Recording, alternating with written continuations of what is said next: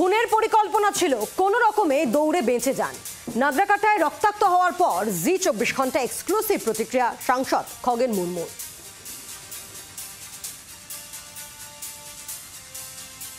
নাগরাকাটায় রক্তাক্ত হন বিজেপি সাংসদ খগেন মুর্মু এবং তিনি বলেন যে তাকে খুনের পরিকল্পনা ছিল, কোনো রকমে দৌড়ে বেঁচে যান তিনি। জি 24 ঘন্টা এক্সক্লুসিভ প্রতিক্রিয়া সাংসদ খগেন মুর্মু।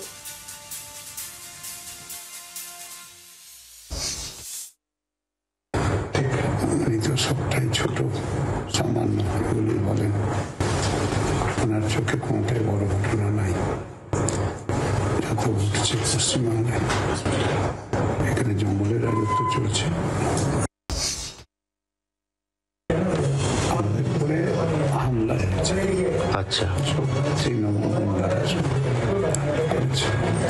আমি শঙ্কর ঘোষ দুজনের বিরুদ্ধে আমাদেরকে খুন করার প্ল্যান নিয়ে তারা ছিল এবং ওরা সবাই বলছে আমরা দিদির লোক, আমরা টিএমসি, বিজেপি, এখানে কেউ থাকবেন না, আপনারা এখান থেকে যান, নাহলে খারাপ হবে।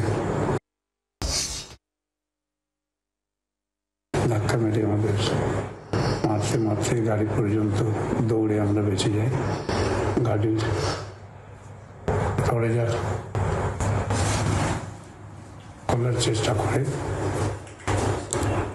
তারপরে জানলার কাঁচ ভেঙে দেয়, পাথর ছুঁড়ে মারে।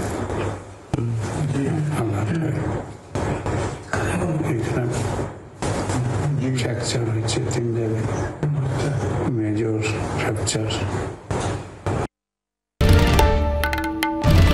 বাংলার আওয়াজ, বাঙালির আবেগ, জি 24 ঘন্টা।